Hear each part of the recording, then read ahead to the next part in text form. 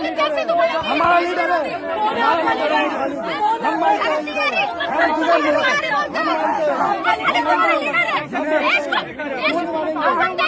जिन्हें मोदी जी चोर बताते थे, जिन्हें मोदी जी चोर बताते थे, वो बिहार की गोदी में बैठे हुए हैं।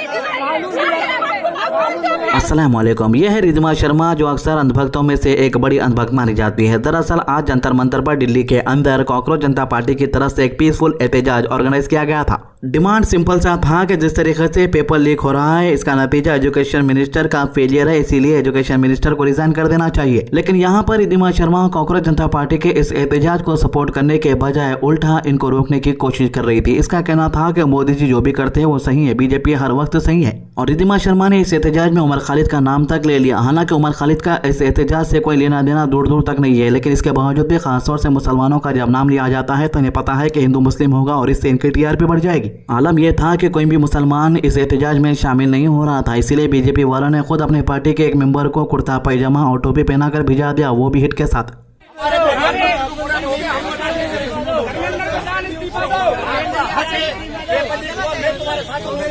पर आप प्रधानमंत्री के खिलाफ बोलोगे तो मैं बता दूंगा।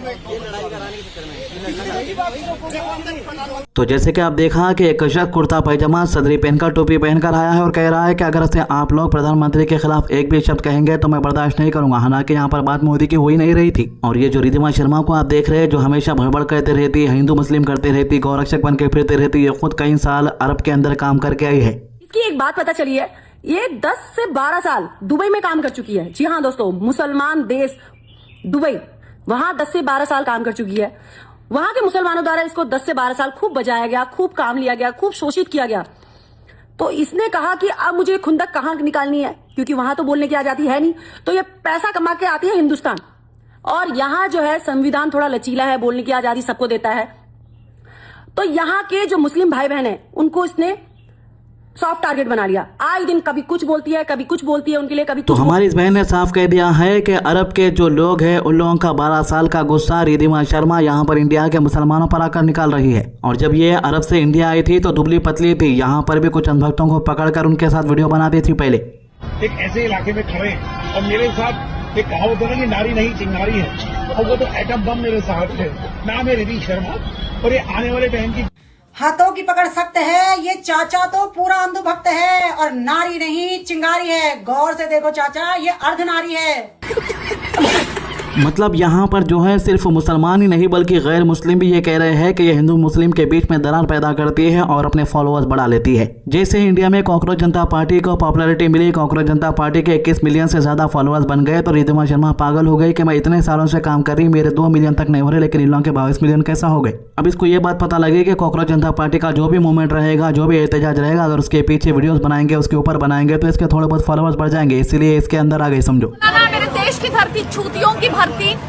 अभी इस एहतजाज के बारे में भी बात करेंगे। कॉकरोच जनता पार्टी का ये एहतजाज मुख्तलिफ इम्तिहानों में सामने आने वाली बेज़ब्तियों और खासतौर पर नीट पेपर लीक के इल्जामात के खिलाफ मुनज़्ज़म किया गया था। मुजाहरे में शिरकत करने वाले लोगों का कहना था कि मुल्क के तालिबा और नौजवानों के मुस्तकबिल के साथ खिलवाड़ बर्दाश्त नहीं किया जा सकता और जिम्मेदारों के खिलाफ सख्त कार्रवाई होनी चाहिए। एहतजाज करने वालों ने union education minister Dharmendra Pradhan के इस्तीफे से भी मुतालबा किया और कहा कि जब तक जवाबदेही तय नहीं होती तब तक तहरीक जारी रहेगी। इस बड़े एहतजाज को उस वक्त और अहमियत हासिल हुई जब मशहूर सोशल एक्टिविस्ट सोनम वांगचुक भी जंतर मंतर पहुंचे और इन्होंने अभिजीत दीपके और एहतजाज करने वालों के साथ एकजुटता का इजहार किया। सोनम वांगचुक की मौजूदगी को एहतजाज के लिए एक बड़ी अहमियत के तौर पर देखा जा रहा है और इससे मुजाहिरे को मजीद तवज्जो हासिल हुई।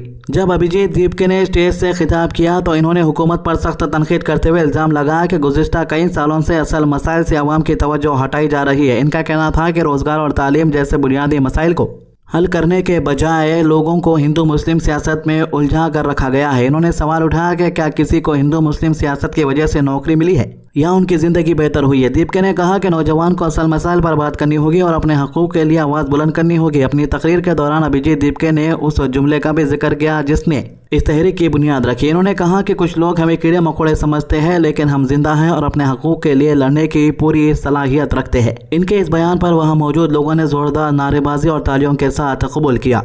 जंतर मंतर पर होने वाले इस एहतजाज में अक्सरियत तालिबा की थी, लेकिन इनके साथ वालिदैन और बुजुर्ग शहरी भी नजर आए। कई लोग अपने बच्चों के साथ एहतजाज में शिरकत करने पहुंचे और उन लोगों ने तालीमी निज़ाम में शफाफियत और इंसाफ का मुतालबा किया। मुजाहिरे के मंजर से अंदाजा लगाया गया कि सिर्फ सोशल मीडिया तक महदूद रहने वाली तहरीक नहीं, बल्कि अब जमीन पर भी लोगों की बड़ी तादाद इसके साथ खड़ी नजर आ रही है। यह एहतजाज कांग्रेस जनता पार्टी की पहली बड़ी ग्राउंड लेवल मोबिलाइजेशन के तौर पर देखा जा रहा है।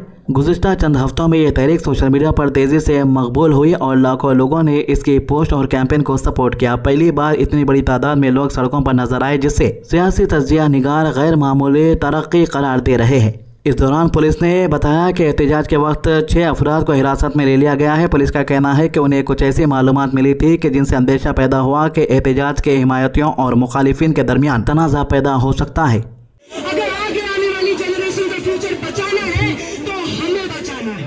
नीट के एप्लीकेंट्स सीबीएसई एप्लीकेंट्स का नहीं है, ये जो मूवमेंट है उनके परिवारों का है।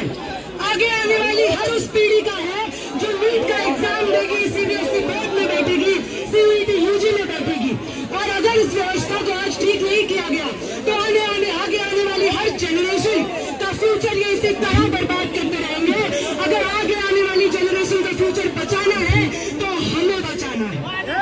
इस बड़े एहतजाज के बाद सियासी इदारों में एक नया सवाल भी उठा खड़ा हुआ है कि क्या अभिजीत दीपिका उसी रास्ते पर चल रहे हैं जिस पर कभी अरविंद केजरीवाल चले थे। कई सियासी एक्सपर्ट का कहना है कि सालों पहले जंतर मंतर पर इंडिया अगेंस्ट करप्शन तहरीक शुरू हुई थी, जिसके बाद में एक सियासी पार्टी की शक्ल इख्तियार कर ली और फिर मुल्क की सियासत में बड़ा किरदार अदा किया। आम आदमी पार्टी की बात हो रही है। अब जब हजारों लोग अभिजीत दीपिका के साथ नजर आ रहे हैं तो ये लोग सवाल कर रहे हैं कि क्या इम्तिहानी बेइज्जतियों के खिलाफ शुरू होने वाली ये तहरीक भी मुस्तकबिल में एक बड़ी सियासी कुव्वत बन सकती है। दूसरी तरफ महाराष्ट्र में भी हालात पर करीबी नजर रखी जा रही है। अभिजीत दीपिका के पुणे में वाक़ घर के बाहर पुलिस तैनात कर दी गई। सुबह से ही इलाके में बैरिकेडिंग की गई और पुलिस गाड़ियां भी नजर आई। रिपोर्ट के मुताबिक दीपिका के वालिदैन ने मीडिया से बात करने से इनकार कर दिया और घर के बाहर सिक्योरिटी को मजीद मजबूत कर दिया गया। इसी तरह महाराष्ट्र के औरंगाबाद डिस्ट्रिक्ट के वालोज इलाके में वाक़ दीपिका के रेसिडेंस के बाहर भी सिक्योरिटी में इजाफा कर दिया गया। पुलिस ऑफिशियल के मुताबिक पहले सिर्फ एक सिक्योरिटी गार्ड मौजूद था, लेकिन अब एहतियातन 10 पुलिस अहलकार और एक ऑफिसर तैनात किया गया है। अथॉरिटीज का अंदेशा है कि तहरीक की बढ़ती हुई मकबूलियत के सबब सपोर्टर्स की बड़ी तादाद घर के बाहर जमा हो सकती है।